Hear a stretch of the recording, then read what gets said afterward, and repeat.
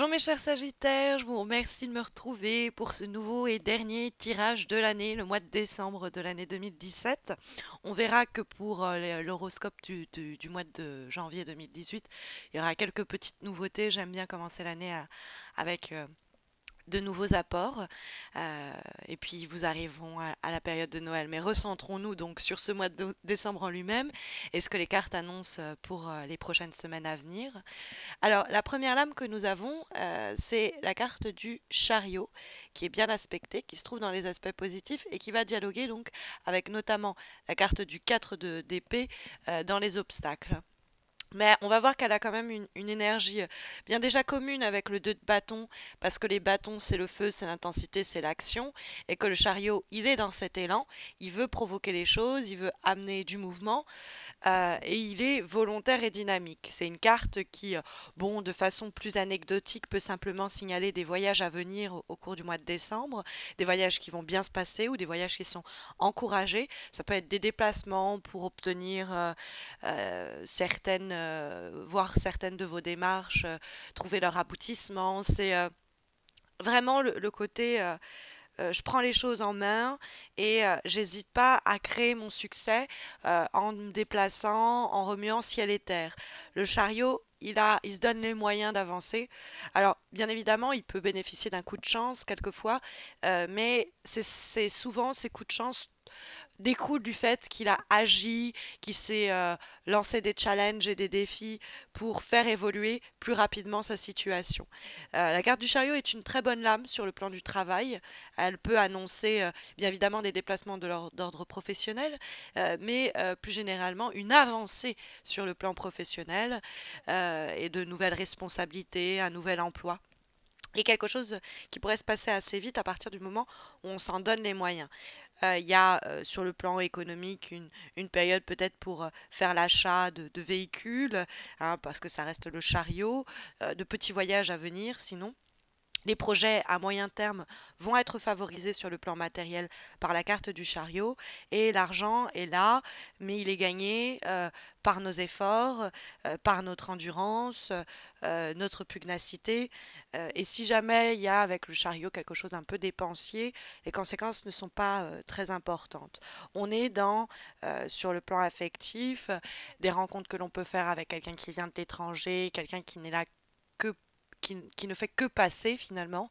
Et donc ça pourrait donner lieu plutôt à une aventure, à une expérience, sans être certain que cette personne nous séduit pour quelque chose sur du long terme, mais plutôt un crush, quelque chose comme ça du moment, hein, qui nous donne envie. Mais il y a une difficulté avec le chariot de savoir si cette personne est juste en mode Casanova dans Juan, que ce soit une femme ou un homme, qu'importe. Et est-ce que ça peut aller plus loin? Bon, ça c'est vrai que la carte du chariot, le moment peut être généreux, hein, il peut avoir une générosité dans ce qui nous est offert, mais ça reste éphémère un peu, le chariot. Après, ça peut être nous qui nous comportons, qui allons à la conquête de quelqu'un ou de quelque chose, hein, parce que, comme je vous disais, c'est l'autonomie, c'est les actions et les démarches, le chariot, qui vont permettre de construire ou activer des choses. C'est vraiment l'évolution vers les conquêtes, vers les victoires. Et c'est être volontaire. Parce que le chariot est dans ce mouvement, tandis que nous avons le 4 d'épée dans les obstacles qui est au point mort.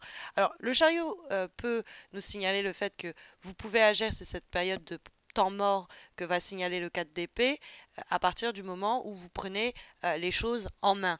Hein. C'est vous qui pouvez rompre ce silence, cette attente notamment, ça peut être vous espérez que quelqu'un revienne vers vous, vous donne une réponse positive, agissent ou réagissent face à vos actions ou face à une situation et vous pourriez, en étant volontaire, en montrant votre enthousiasme ou en vous montrant un peu brave, arriver justement à braver les silences et l'inertie que va signaler le 4 d'épée qui annonce des pertes fréquemment, des communications au minimum interrompues, coupées. Et il y a cette idée normalement, le 4 d'épée, c'est une carte qui nous parle de régénération, dans le sens où c'est l'idée d'hiberner, quoi. Sauf que la carte est dans les obstacles. Donc ça nous dit que c'est pas le moment, ce mois de novembre, ce mois de décembre, pardon, pour hiberner. Hein, l'hibernation n'est pas conseillée. Peut-être qu'on se disait, bon, bah, vaut mieux que je n'agisse pas, que je reste sur ma position. Dans ce cas-là, le 4 d'épée qui est dans les obstacles ne nous encourage pas à une telle attitude, notamment avec le chariot qui nous encourage à prendre les rênes. Ça peut évoquer quelquefois la carte du 4 d'épée un ras-le-bol. Quand il est dans les obstacles, ça peut être par exemple au niveau du boulot un burn-out. On n'en peut plus, on a trop encaissé, il y aurait bien besoin d'un temps mort pour se reposer, quoi. C'est des jours de congé nécessaires ou des responsabilités qui sont devenues très, très lourdes ou trop lourdes et qui nous conduisent à être à deux doigts de s'effondrer euh, émotionnellement, physiquement, etc. Parce qu'on a fourni tellement d'efforts qu'on est exténué. Bon, ça peut nous parler dans ce cadre-là aussi d'une forme d'isolement. On est isolé, on se sent un petit peu mis ou mise de côté, quoi. Donc, dans ces cas-là, essayez de rompre le silence, interrompre le temps mort. Euh, on peut avoir à s'éloigner de quelqu'un ou de quelque chose pour un temps et reprendre des forces de cette façon, histoire de recharger les batteries et puis y retourner avec un peu plus de, de, de, de niaque, quoi. Le problème avec le 4DP, ça nous dit que dans ce cadre-là, c'est pas pour autant qu'il faut se couper du reste du monde. Hein, si on est dans un temps où on a besoin de se retrouver, ça ne nous empêche pas de retrouver les nôtres, si c'est le partenaire qui nous en a fait voir des vertes et des pas mûres, bon bah qu'à cela ne tienne, c'est pas pour autant qu'on va s'isoler, on va rester tout seul ou toute seule, on va voir la famille, on va voir les amis, il y a l'idée de s'oxygéner qui est essentielle, mais pas non plus rester comme ça enfermé euh, ou ne pas savoir, par exemple, aussi le 4DP, comme c'est le silence que l'on subit ou que l'on fait subir. Ça peut aussi être l'idée de ne pas rester bloqué dans sa fierté, dans son ego, savoir faire le premier pas. Peut-être que vous êtes face à quelqu'un comme ça. Vous êtes face à quelqu'un qui ne pipe pas mot et vous vous dites, bon, bah, je vais fournir des efforts pour vivre plus la relation ensemble, pour améliorer cette situation-là sur le plan du projet que j'ai sur la situation professionnelle qui est la mienne. Ça peut être vraiment amical parce que les épées, c'est à la fois le mental, et à la fois la communication. Donc, mais on sent quand même avec le 4 d'épée une fatigue, une usure morale qui peut jouer sur la situation. Donc, il n'est pas question de rester dans ce stress ou dans ce mal-être. Hein. Évidemment, on prend un temps de repli, un temps à nous, si nécessaire. Mais il ne faut pas que cette crainte, ces angoisses, ces peurs, cette fatigue morale finissent par interférer dans vos prises de décision. Parce que vous pourriez tellement être fatigué ou tellement j'en ai ras-le-bol que du coup, vous n'êtes pas assez focus sur ce que vous pouvez faire, comment vous pouvez améliorer la situation à cause de ce stress, de ces craintes, de ces angoisses qui pourraient intervenir. Donc, le 4 d'épée peut nous dire qu'il va avoir un moment de blocage, qu'il va avoir un moment de silence, qu'il va avoir un temps mort, duquel on pourrait sortir grâce au chariot, c'est-à-dire en menant certaines actions pour nous délivrer de cette situation. Mais il est évident que en cette fin d'année, il est possible que le 4 d'épée nous dise tout simplement que vous avez besoin d'un moment de repos pour repartir vers de nouvelles aventures. Parce qu'on a en plus le 4 de denier qui se trouve dans la vibration. Et le 4 de denier forme une sorte de palier avec le 4 d'épée. C'est la même énergie, mais dans le cadre de thématiques différentes, notamment l'un plus mental et psychologique et l'autre plus terrestre et matériel. La carte du 4 de denier en vibration peut donc nous donner des informations complémentaires ou supplémentaires au sujet du 4 d'épée. Et le 4 de denier, c'est l'idée euh, bah, quand je vous disais qu'on peut être prise ou pris dans sa fierté, qu'on peut être face à quelqu'un qui est comme ça, le 4 de denier peut nous parler de ça. C'est quelqu'un qui formule une forme de négation de ce que l'on veut faire, qui nous tourne le dos, et parce qu'il est dans l'esprit euh, conserver ce qu'il a déjà. Il y a un côté conservateur dans le 4 de denier, de résistance au changement pour mieux contrôler les choses. Sauf que je ne suis vraiment pas certaine que cet état d'esprit, que vous en fassiez les frais ou que vous en soyez responsable, soit la bonne technique et la bonne attitude. Parce que si le 4 de denier permet de conserver, et rarement d'acquérir hein, d'ailleurs, mais de conserver une stabilité dans une situation donnée, elle ne permet guère son évolution. Or, le chariot qui est dans les aspects positifs nous dit de prendre les choses en main pour faire avancer, que ce soit sur un plan métaphorique, c'est-à-dire faire évoluer les choses, ou faire vraiment avancer les choses, se mettre en mouvement par le biais physique, hein, se déplacer si besoin est, comme je vous le disais. Mais il y a avec le 4 de denier l'idée qu'on doit sortir de sa zone de confort parce que on tient à sa petite stabilité sur ci, sur ça, et que ça nous empêche de conquérir de nouveaux horizons. Parce que cette carte du 4 de denier va quant à elle communiquer avec ce 2 de bâton. Or, le 2 de bâton, c'est une lame qui nous parle de justement réorganiser sa pensée, ses actions, les mettre en place, les mettre en branle pour permettre une meilleure projection sur du long terme. Donc il y a quand même quelque chose de l'ordre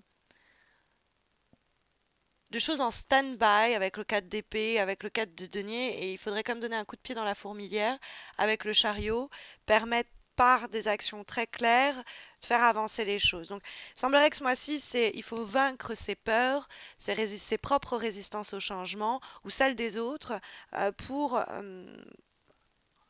mettre sur pied des projets d'avenir, aider à leur progression. C'est on planifie. Parce qu'on va, comme je vous disais, avec le 4 de denier, on est dans sa zone de confort et justement dans les terres que l'on connaît bien. Et le 2 de bâton, il va nous pousser à sortir de ça, à essayer de se fixer de nouveaux objectifs. On peut être déjà arrivé assez loin avec notamment le chariot, etc. Mais il y a un changement, une décision, une, vraiment qui va permettre une concrétisation. On va prendre des risques, on va tenter des choses, et c'est ce qu'encourage le 2 de bâton. Sur le plan professionnel, on pourrait être amené à avoir perdu un emploi. C'est ce dont pourrait nous parler le 4 de denier, le 4 d'épée. Le 4 de denier, on pourrait s'attacher à nos petites économies pour pas, parce qu'on a peur. Ou on pourrait connaître donc une période de finance période de difficultés financières hein, entre le 4 d'épée et le 4 de denier. Mais avec le chariot, et notamment le 2 de bâton qui donne la direction des choses, on voit que ça s'améliore, ça tourne en votre faveur. Il y a une nouvelle stabilité qui peut se dessiner, un nouvel équilibre, parce qu'il y a une certaine stratégie qui est mise en place. On avait des pensées, des idées, des projets qui mûrissaient. Et là, on est euh, dans un cycle qui va être plus sain, que ce soit sur le plan professionnel ou économique. Après, sur le plan amoureux, c'est nouvelle phase d'une relation amoureuse, ou les premières phases d'ailleurs, mais c'est souvent le début. Après, ça peut être, ça manque de direction, il y a de l'ennui, il y a de la déception, il y a quelque chose qui manque. Et donc, il faut peut-être réorganiser sa vision des choses sur du long terme, que vous êtes vous-même créateur de votre devenir. Pourquoi je dis ça? Parce que l'avant-dernière lame que nous avons ici, issue du tarot Oshozen, hein, qui est une relecture de la majeure et mineure du tarot de Marseille, nous avons la carte du créateur. Hein. Et ce créateur, bon, c'est l'image de l'artisan et puis plus simplement aussi de l'artiste, de celui qui crée. Mais que nous dit le créateur? Le créateur, il nous dit qu'on a tous une puissance en nous pour accéder à la réalisation de certains de nos vœux, nos désirs, qu'on a une intensité qu'on porte en nous, qu'on doit libérer et qui va nous amener là où on veut aller. Le créateur, c'est pas uniquement celui qui crée avec ses mains ou qui crée des situations, c'est celui qui s'invente et se réinvente lui-même. Sa première œuvre, c'est lui, c'est sa vie, c'est ce qu'il en fait. Cette carte-là nous encourage à l'ambition. Il y a beaucoup à accomplir, il y a beaucoup à faire, il y a beaucoup à créer. C'est des opportunités à saisir, à provoquer, qui vont nous permettre d'avoir plus confiance en nous, d'améliorer euh, tout ce qui va être finalement les fondements de notre confiance en nous, de la confiance aussi qu'on porte aux autres, parce que tant qu'on a confiance en soi, plus facile d'accorder sa confiance à l'autre, hein. Quand on doute déjà de soi. Bref, donc c'est une très belle carte, la carte du créateur, et elle nous dit, cette lame, qu'il y a tant à faire. Il y a vraiment ce côté travaillons, travailler, hein, à,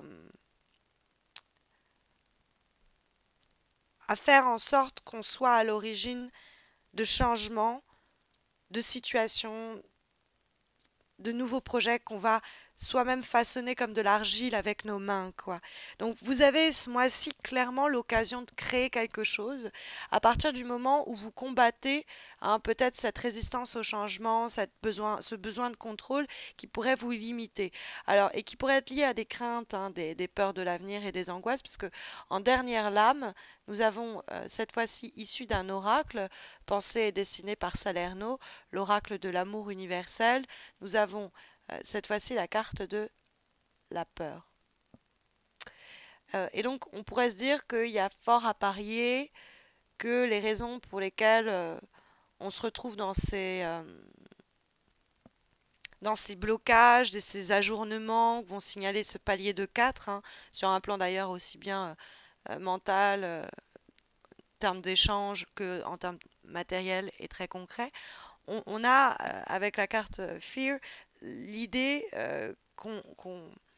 que certaines angoisses, certaines craintes nous empêchent d'avancer, hein. Cette avancée, cette évolution que va prôner notamment la carte du chariot dans les aspects positifs pour ce mois. Donc c'est une carte qui nous dit que dès qu'il y a de la peur, il y a quelque chose à gagner, parce qu'il y a aussi quelque chose à perdre, hein.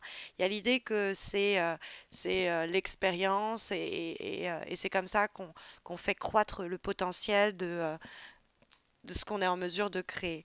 Donc, dès que vous sentez en vous, au cours du mois de décembre, une crainte de quelque chose, une angoisse à se lancer, c'est qu'il y a quelque chose à aller gagner là-dedans. Donc, au lieu d'être un élément qui vous ferait, dès que vous avez peur, vous ferait avoir un pas en arrière, ayez plutôt un pas en avant. Parce que dès que la peur va pointer le bout de son nez au cours du mois de décembre, quand il sera question de s'engager dans quelque chose, de se décider à quelque chose, d'entreprendre, c'est qu'il y a, il y a à gagner. Il y a une amélioration à gagner. Parce que le 2 de bâton, en plus, il nous parle de réorganiser sa vision et sa vie, quelquefois, sur du long terme. Voilà, bah écoutez, je sais que ce mois-ci, bon nombre d'entre vous célébreront leur anniversaire. Donc, je vous souhaite à tous et à toutes un très bon nouveau cycle.